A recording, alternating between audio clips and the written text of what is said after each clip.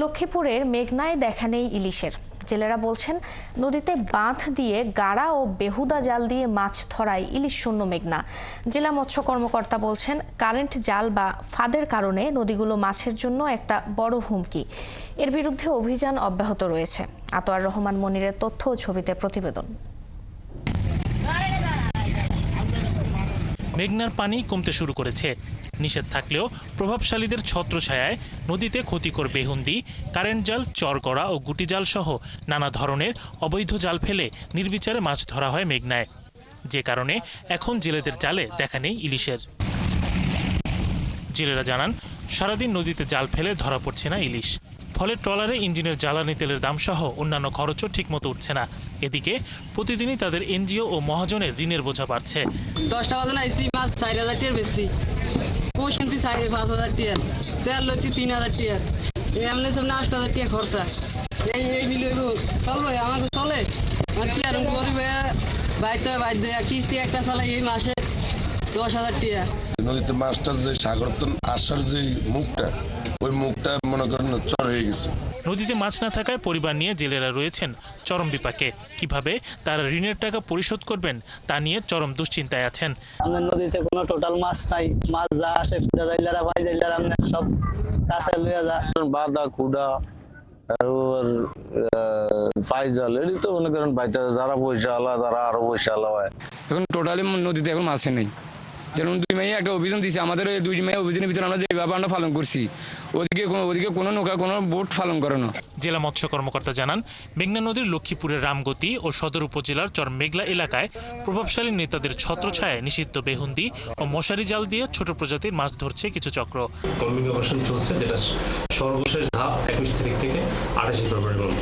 তো এই অপারেশনের মধ্যে আমরা যেগুলো অবৈধ জাল আছে, বেহুন্দি জাল, চরগেরা জাল, কুটি জাল, কচি জাল, যেগুলো দ্বারা মাছের ডিম সহ নষ্ট হয়, সেগুলো আমরা অপারেশন করতেছি। এটা আমাদের অভিযান চলমান আছে। জেলায় 5টি উপজেলার মধ্যে 4টি উপজেলা রায়পুর, লক্ষ্মীপুর, সদর, কমলনগর ও রামগতির মেঘনা উপকূলীয় জেলের সংখ্যা প্রায় 52,000। এর মধ্যে লক্ষ্মীপুরের সমুদ্র নির্ভরশীল নিবন্ধিত জেলে রয়েছেন 20,015 জন। শরীফ আজাদ প্রীতম, 71। দর্শক, এই মুহূর্তে লক্ষ্মীপুরের ইলিশের খবর জানাতে আমাদের সাথে যুক্ত হচ্ছেন সহকর্মী আতোয়ার রহমান মনির। মনির, কারেন্ট জাল বা ফাঁদ নিয়ন্ত্রণে প্রশাসনের তৎপরতা কেমন দেখছেন, কি বলছেন তারা আমাদের জানাবেন। যেমনটি আমাদের প্রতিবেদনে দেখছিলেন, পাশাপাশি যদি বলে থাকি সেক্ষেত্রে লক্ষ্মীপুরের রামগতি থেকে এবং চাঁদপুরের যে 60 নং অভয় আশ্রম এলাকা, এই এলাকায় সাধারণত জেলেরা মাছ ধরে এবং এই পেশাই তাদের জীবন জীবিকার একমাত্র পথ। এই লক্ষ্মীপুর এই মেঘনা নদী জুড়ে 43,400 জেলে তারা মাছ ধরে প্রতিনিয়ত তাদের জীবিকা নির্বাহ করছেন। গত 1-1.5 বছর যাবত এই মেঘনা নদীতে তেমন ইলিশ পড়ছে না। তবে জেলেরা বলছেন যে এই যে এখানকার যে ছোট ছোট চর এবং বিভিন্ন পয়েন্টে বেহুদি জাল এবং ফুটা জাল, নদীর এই প্রান্ত থেকে অপর প্রান্ত তারা জাল ফিতে অর্থাৎ ফুটা জাল ব্যবহার করে গুটি কয়েকজন সাধারণত অসাধু জেলে তারা এই কাজটি করে চলেছেন। তবে স্থানীয় যে প্রশাসন রয়েছে, নৌ পুলিশ, কোস্টগার্ড, মৎস্য বিভাগ, অর্থাৎ তারা নামে জেলেরা বলছে তারা নামে মাত্র অভিযানে নামেন। তারা মূলত ছোট ছোট যারা জেলে রয়েছেন তাদের জন্যই তারা অভিযান করেন। এছাড়া এইসব এই যে বড় কাজে নদীর এই প্রান্ত থেকে অপর প্রান্ত যে জাল ব্যবহার করছেন এবং জাল ব্যবহার করছেন এবং বিভিন্ন মাছকে ধ্বংস করছেন, সেই কাজ রোধের জন্য তাদের নামে মাত্র দেখানো অভিযান চলে। তবে তারা যদি অভিযান করতো তাহলে এই সাহস তারা পেত না। নদীর এক প্রান্ত থেকে ওই প্রান্ত যে কুটা জাল ব্যবহার করতে গেলে, অর্থাৎ এই কাজটি করতে গেলে একটা দিন সময় বের হয়ে যায় এবং অর্থাৎ 6 থেকে 7 ঘন্টা ব্যবহার করা হয়। সেক্ষেত্রে এই কারণে মূলত এই সময়টুকু তারা যে পায়, এই প্রশাসন জানার কথা।